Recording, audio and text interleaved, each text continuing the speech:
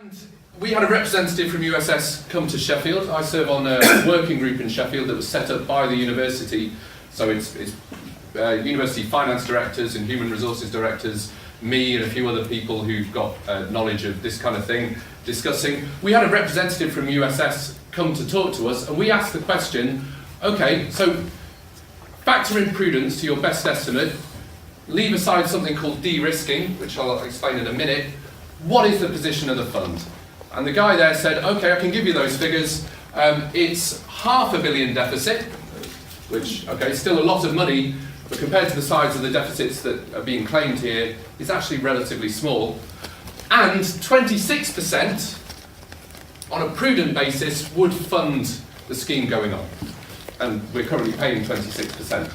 So, if you add in this buffer to allow things to go worse than you'd expected, to weight the coin toss, if you like, in the direction of things going worse than you'd expected, even now, things actually look okay, and we could proceed through to 3 years' time when we'd have another valuation, everything unchanged.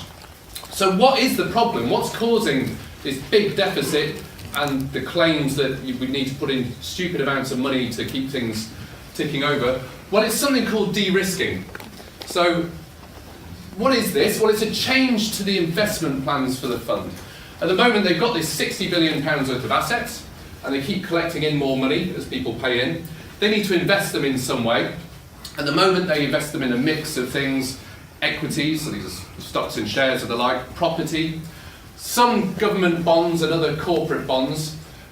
Anyway, their investments are doing very well. Over the last 5 years, they averaged 12% per year investment growth. So this crisis is nothing to do with underperforming investment growth. The investment growth has been excellent.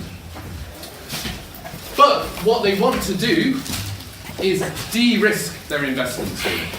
Now, you might think, I mean, it's kind of loaded language this, de-risking, getting rid of risk, sounds like an excellent plan. Which it is. If you can minimise your risk in life generally, it's probably a good thing. But what this language refers to is the sale of some of these things like equities and property that are actually returning good returns, and swapping them for government bonds and things like that, which at the moment lose money in real terms. Okay, now why would you want to do that? Well, it makes things more predictable, because stocks and shares, you know, we'll talk a bit more about how they go up and down, do fluctuate, whereas these government bonds will return you something that you can predict. Okay, at the moment, what it returns you is a real terms loss. But still, it's predictable, it drives risk out of the scheme, but what it does is it drives up the cost of providing pensions. Why is that? Well, if you've got £60 billion today, you want to know how much you can use in the future to pay off all these benefits. Of course, next year it might be 62 billion, the year after it might be 64 billion. You want to know how much you're going to have at various points in the future in order to pay the benefits. If you know you're going to be losing money in real terms, you're going to have less in the future to pay the benefits, which means that everyone's going to have to put in more money. That's the rough idea. So de-risking, while it sounds nice, because you don't want risk in a pension fund, is actually the thing that's causing all the problems here. Right, reason 4. So this de-risking, now again, this graph, yeah, best look online for the article because you won't read this from where you're sat, but there's 3 curves here. 2 of them start the same to this point and then diverge slightly. One of them does something different. Now, the curve that's the highest on there is actually the predicted growth of the assets according to the prudent assumptions on growth. So we talked about prudent assumptions a minute ago. They predicted how they expect their assets to grow, and their sort of conservative guess at how these will grow is this top line. Okay, but if you start doing this thing of selling your well-performing equities and property and replacing them with government bonds that will lose money, you start moving down. So this slightly lower path here was what they said, this is going to be our plan in September. So they had a plan in September, a de-risking plan, and it would have shifted the curve down a bit like that. Okay, now universities were asked whether they thought that was appropriate, and they actually said, risk? Oh, we don't want risk. No, yeah, take risk away from us, please. That moved the curve down again. to this bottom thing here. So that's even more de-risking. The universities asked for more de-risking, please. Now, what did that do to the deficit and things like that? Well, you can see sort of figures here. In 20 years' time, if we hadn't de-risked, we'd expect to have something like £117 billion worth of assets. Our 60 billion would have grown to that. If you de-risked according to what they said in September, so this was selling some of, a certain amount of their equities and property and things like that, you'd only have 112 billion in 20 years' time. If you go further, which is what they're currently looking at, you're down to more like 107 billion. So this introduces a gap in the future compared to what you would have had if you didn't de-risk, or what you'd expect to have, as compared to what you do if you do de-risk. So, what's the difference between this number at the top and this number here? It's actually 11 billion. Now, what does that mean? Well, it means that in order to provide the same level of benefits, universities would have to put in £11 billion over the next 20 years to make good the difference.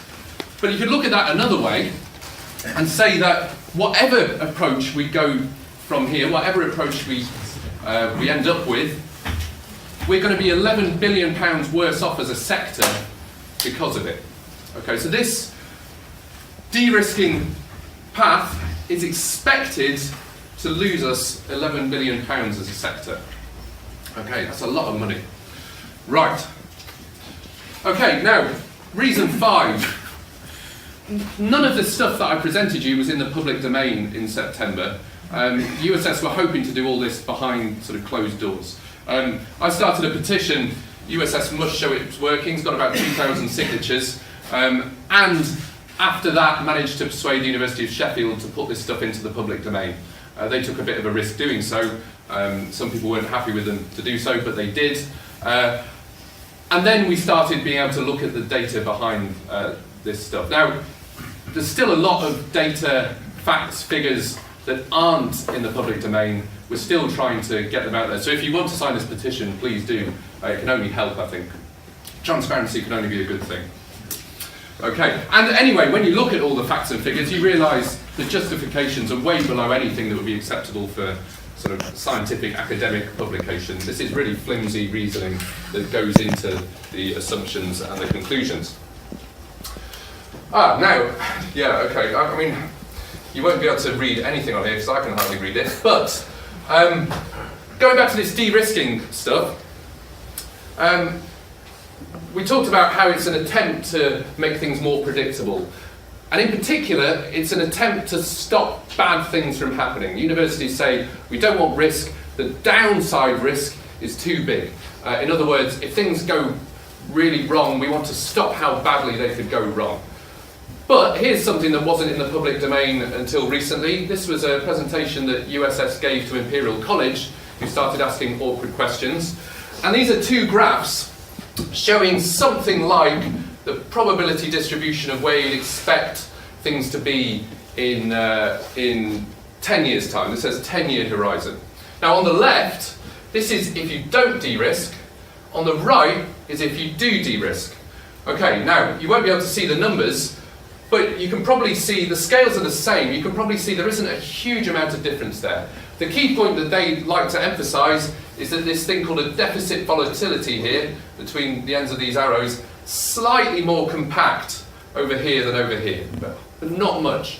But the interesting thing to me is that the middle position has shifted downwards. In fact, this is some kind of surplus of 6.8 billion here, and this is some kind of surplus that's smaller, 3.3 billion. But the key figure that they've drawn an arrow for here is down here. This is called the 99% VAR, value at risk measure. And it's supposed to tell you what happens in the worst 1% of cases. So suppose you're really unlucky and you're in the bottom 1% of cases. So in this situation where you don't de-risk, in the worst 1% of cases, you've got a whopping 42 billion black hole to deal with. Okay? On the other hand, if you de-risk, okay, this de-risking is supposed to make everything safer. Where are we? You won't be able to read it. It's a whopping 41.4 billion black hole. So this de-risking that's making everything unaffordable has managed to make our 1% figure go up from a 42 billion black hole to a 41 billion black hole. So it's had very little effect on these disaster scenarios. Okay, but universities weren't given this information when they were asked on how much de-risking they wanted. They were just asked, how much risk do you want to take? And they said, oh, not much risk, please. They weren't shown this kind of information, which is crazy. Well, scandalous, perhaps. Yeah. Okay, reason 7. Oh, this isn't the pensions regulator. Some people have made a bad assumption. The pensions regulator, the chief pensions regulator is a woman called Leslie Titcombe. This is David Eastwood, who's the Vice Chancellor of Birmingham, also the chair of the USS Trustee Board. You might recognise his name, he's one of the highest paid Vice Chancellors in the country. Oh, the other one, of course, that made the headlines was Glynis Breakwell, and she's also on the Trustee Board for USS. Okay, anyway, but what's reason 7? Well, the pensions regulator, who's supposed to make sure that pension trustees are doing their job and running pension funds well, which to them means securely, they intervened in September. Now, why do I think this contributes to what's happening being a bit of a scandal? Well, they intervened just at the point where universities were being asked, how much risk do you want to take? And they wrote to the USS trustee saying, well, in fact, what they said was, we are not convinced that the university sector as a whole is as strong as you're making out. So you have to assess how strong the backing is for a pension fund. Universities were given the top rating by the USS trustee. You know, it's a combination of some of the biggest universities in the country. How likely is it that they'll still be there in 30 years' time? USS said very likely indeed. The pensions regulator, for some reason, thought it wasn't quite so likely. And one thing I heard, and I don't know if this is true, but apparently they said in one meeting, well, you're not Google, for example, but I mean, let's just think about how companies, we've seen big companies, especially tech companies, rise up to be the biggest thing in the world briefly and then disappear again because they get their strategy totally wrong. Universities have got to be just about the safest, securest thing. We might have ebbs and flows, Brexit, whatever, but 30 years' time, do we really think that these big universities who employ you, me, and the like are just going to have disappeared, or enough of them are going to go bankrupt to cause problems? Anyway, this intervention did shape the response of universities. You could see it mentioned in a lot of the responses. When they were asked about risk, they mentioned the pensions regulator having concerns over the security of the sector. So I don't think this was really a very helpful intervention at that point. Okay, reason 8. So this de-risking thing, cropping up a lot, you can tell that I think this is the most important factor here. There are lots of people saying that this isn't really a clever move for big, open, ongoing pension funds of the kind that USS typifies, where you've got a really strong employer backing. So there's various people. Sir Brian Souter is the president of the Institute of Chartered Accountants. He went on the Today programme 4th of December. This is a quote. I'll read it because you might not be able to from where you are. Safer assets are only safe as long as a company has a strong enough covenant that it can keep pouring more and more money in. Remember that 11 billion figure from earlier as to how much this is likely to cost the sector over the next 20 years. This is the whole point. You can do this, you can make things safer if you're prepared to keep pouring in more and more money. Pension funds are getting poorer returns as a result of this strategy, but also it weakens the covenant and companies are not having that money available for investment. So he wasn't talking about USS, he was talking about pension funds in general, but this applies directly to the case we're in. He's not the only one. Ros Altman, I mean, it's kind of strange. Ros Altman, the Tory Baroness, is also not keen on what's going on here. She was the pensions minister for the coalition government for a while. She thinks this is a really bad move, doing this de-risking. And don't forget, take away the de-risking, there's no problem here. Okay. Other things that have been really bad over the last few months. Universities UK made this proposal that the defined benefit scheme should end and we replace it with defined contributions. And then UCU said, well, okay, what's your modelling on how much this is going to cost people? What are people going to get in retirement as a result of this? And eventually they released some numbers, but their numbers were shockingly spun. I mean, this wasn't just a case of tweaking things here and there. They used a rate for investment growth that was very different from the one used in forecasting whether the defined benefit scheme was in surplus or in deficit. And if they'd have applied that rate to the defined benefit scheme, it would have shown no deficit. They did other things like assuming that people, so in a defined benefit scheme you end up with a pot of money, and they assumed that rather than using that money to buy an income for life, what's called an annuity, people would just cleverly guess at how long they'd have left to live and draw it down year by year for 20 years. Of course, you can't do that because you don't know whether you're going to last for 20 years or 40 years. But all of this kind of stuff went in. Mike Otsuka, who's at LSE and probably knows more about this stuff than me, he wrote a really good article unspinning the proposals. So Universities UK had said you'll still get 80 to 90% of what you get at the present. Mike explained why 50 to 75%. Using their methods, they should have actually said 50 to 75% of an income. So good article, well worth reading that one by Mike. Now, reason 10 is, I think, so let me just talk about this graph for a minute before I go into reason 10. So this was from a paper on something called collective defined contribution, which is distinct from individual defined contribution, which is what is being proposed for USS, in that rather than having your own pot of money, people share a big pot of money, and it has the benefits that you don't have to do things like draw down your income, or you don't have to buy annuities. You can sort of have a system where people are drawn down. It's kind of a hybrid between defined contribution and defined benefit. Anyway, this paper compared what would happen if you paid in the same amount of money over the course of your working life into, firstly, a DC scheme, the kind that we're being proposed for us, and secondly, into a collective DC scheme. Okay, now, this red line shows over various years. So this is if you retired in 1955, having paid in, 40 years of 8% of your, I can't remember the numbers, but a certain amount.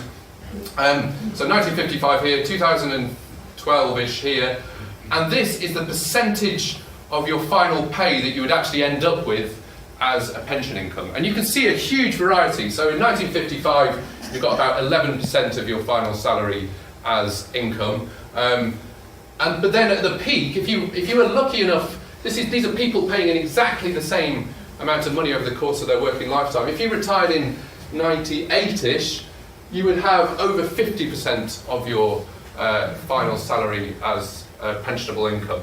But you can see the huge variation. This is a lottery depending on when you retire.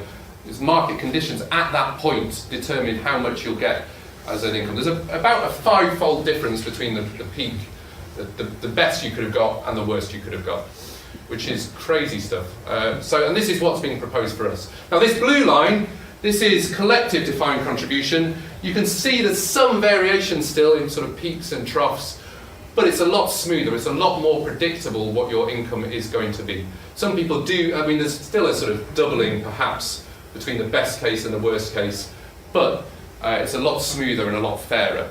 Now, this may or may not, okay, first thing to say, collective defined contribution is in the UK, but Royal Mail are having a dispute with the Communication Workers Union over pensions there, and they're trying to force, in fact there's a process going through government at the moment to make collective defined contribution an option for the future. And their pension dispute has slightly been put on hold while these legislations get discussed. Anyway, so this is one possibility that could perhaps have been on the table, but Universities UK aren't interested in talking about that. They've got their mind set on a single defined contribution scheme. This red line is what you're looking at for your future pension. There are other things. UCU proposed various ways to hold on to the defined benefit scheme pretty much as it was, maybe with some slight downgrades. Universities UK showed no interest at all in those either. Right, so I think that's pretty much all I had to say. There's a page of resources, so if you want any of the stuff, links to all the documents that we're talking about, Sheffield UCU have a page of resources that you could find most of the stuff via. So yeah, I think that's all I've got to say. So thanks very much.